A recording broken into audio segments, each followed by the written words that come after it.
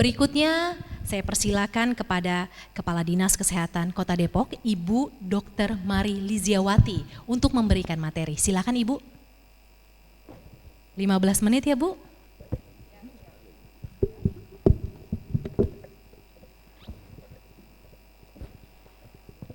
Baik, terima kasih. Sebelum dimulai, izin pantun dulu. Cakep. Belum. Belum. Pantunnya masih nyontek nih. Pohon pepaya tiada berduri, tumbuh bersama bunga melati. Cakep. Perkenalkan, nama saya Mari, Kadinkes yang baik hati. Narsis ya, maaf ya. Ya biar nggak ngantuk nih soalnya udah makin siang. Assalamualaikum warahmatullahi wabarakatuh. Izin buka masker ya. Yang terhormat Pak Olik selaku Direktur Utama PT Arsata, Pak Hafiz Nasir dan Bapak Ibu sekalian serta narasumber, untuk mempersingkat waktu langsung saja terkait dengan penggunaan air tanah berlebihan dan dampak terhadap kesehatan. Ya Bapak Ibu sekalian, ini mungkin sudah disampaikan oleh Pak Sekda tadi ya, bahwa determinan yang paling berpengaruh pada derajat kesehatan masyarakat adalah faktor lingkungan. 40%-nya adalah faktor lingkungan, 30%-nya adalah faktor perilaku, 20%-nya adalah pelayanan kesehatan, dan 10% faktor genetik. Jadi Bapak Ibu sekalian, sehingga salah satu upaya untuk mencapai pembangunan kesehatan adalah meningkatnya derajat kesehatan yang setinggi-tingginya, yang utamanya adalah intervensi pada lingkungan dan perilaku ya, sehingga diharapkan dengan mengintervensi lingkungan dan perilaku derajat kesehatan masyarakat akan bisa tercapai ya, derajat kesehatan yang setinggi-tingginya. Lanjut. Ini ya karena saya di kesehatan ya, lebih banyak kita coba bahas dulu kesehatan ya, bahwa tantangan kesehatan masyarakat ya kita tahu dari siklus kehidupan bahwa dengan titik dimulainya pembangunan SDM ini dengan menjamin kesehatan yang optimal untuk ibu hamil, bayi, balita, ya anak sekolah, karena ini merupakan umur emas untuk mencetak manusia Indonesia yang unggul ya, sehingga siklus kehidupan ini semua diintervensi dari sisi kesehatan dan sangat dipengaruhi tadi dengan lingkungan yang sehat. Harapannya dengan intervensi ini maka tidak ada lagi stunting, kematian bayi, kematian ibu hamil. Lanjut.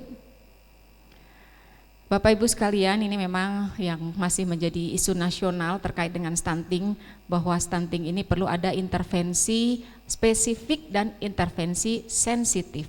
Spesifik ini bidang kesehatan yang pengaruhnya ternyata 30% ya. Jadi ketika bidang kesehatan mengintervensi ya, memberikan imunisasi, PMT ya, pemberian makanan tambahan, ibu hamil balita, monitoring pertumbuhan, ini pengaruhnya adalah 30% ya. Sedangkan sensitif ini 70%. Salah satunya adalah ini, penyediaan air bersih, perbaikan sanitasi, dan selanjutnya ini memberikan pengaruh 70% terhadap angka stunting ya. Lanjut. Bapak Ibu, ini pentingnya untuk air minum yang aman. Ini ada studi ya, Kementerian Kesehatan bekerja sama dengan University of California di tahun 2018. Jadi anak-anak yang tinggal di hunian kumuh perkotaan tanpa akses air minum yang aman lebih rentan 1,32 kali terkena stunting ya. Kemudian WHO juga di tahun 2020 ini menyatakan penyediaan akses air minum dan sanitasi yang aman mengurangi indeks resiko penyakit sebesar 0,39%, 0,39 ya. Jadi ini ada kolerasinya, dan berbagai studi sudah menyebutkan ya, dengan kualitas air minum ini berkolerasi positif dengan angka kejadian diare ya. Jadi kalau kualitas air minumnya tidak baik, maka kejadian angka diarenya akan tinggi ya. Ini makanya pentingnya kita penyediaan air minum yang aman. Lanjut. Nah, ini juga salah satu dari tujuan SDGs ya, di tujuan yang ke-6 ya, menjamin ketersediaan dan manajemen air bersih serta sanitasi yang berkelanjutan untuk semua ya, dengan beberapa target goals yang ke-6 ini: akses air minum yang aman, akses sanitasi dan open defecation free, dan kualitas pengolahan limbah. Jadi kita kadang mungkin di Depok ini merasa sudah aman ya, ternyata masih ada yang belum ODF ya, open defecation free masih ada di masyarakat yang penggunaan jambannya belum jamban sehat ya, masih belum berseptic tank. Nah ini yang juga nanti pengaruh kepada pencemaran air tanah. Lanjut. Nah ini regulasinya sesuai dengan Peraturan Menteri Kesehatan Nomor 32 Tahun 2017 untuk keperluan hygiene sanitasi air dengan kualitas tertentu yang digunakan untuk keperluan sehari-hari yang kualitasnya berbeda dengan kualitas air minum. Ya, di Peraturan Menteri Kesehatan Nomor 492 Tahun 2010 ini tentang air minum, air yang melalui proses pengolahan atau tanpa proses pengolahan memenuhi syarat kesehatan dan dapat langsung diminum ya, sehingga ada standar baku mutu kesehatan lingkungan baik secara fisik, kimiawi dan biologi. Lanjut. Ya, jadi kalau kita periksa air, ini ada parameter fisiknya, ya, ada parameter biologi dan ada parameter kimia. Ini semua harus dipenuhi, ya, sehingga nanti apakah air itu memenuhi syarat atau tidak memenuhi syarat. Ini ketentuannya. Lanjut saja.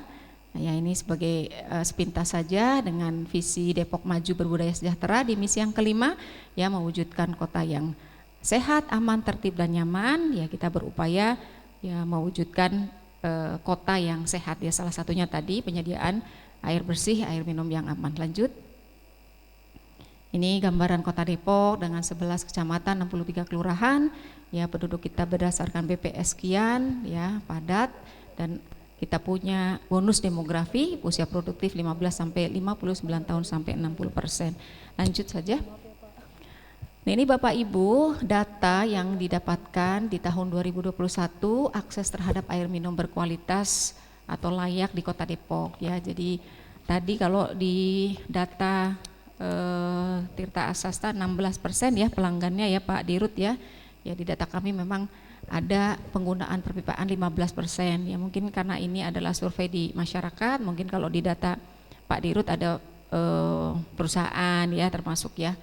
Nah, kita tidak masuk di perusahaan. Jadi memang di Depok ini yang menggunakan perpipaan baru 15%, sedangkan 85%-nya adalah non perpipaan. Ada sumur gali terlindung 4%, sumur gali pompa 25% dan sumur bor pompa 56%. Ini memang yang paling banyak digunakan. Jadi penggunaan air tanahnya memang besar ya, lebih masih yang mayoritas ya. Tapi untuk yang dari penampungan air ya, dari yang sumber air tidak terlindung itu tidak ada. Ya, lanjut saja. Nah, permasalahan tadi juga sudah disebutkan ketika penggunaan air berlebihan, penurunan permukaan tanah, pencemaran air tanah, ini yang kami di bidang kesehatan ya, ketika ada sumber pencemaran yang berembes masuk ke dalam air tanah, ini menyebabkan pencemaran air tanah sehingga penurunan kualitas air secara fisik, kimiawi maupun biologi.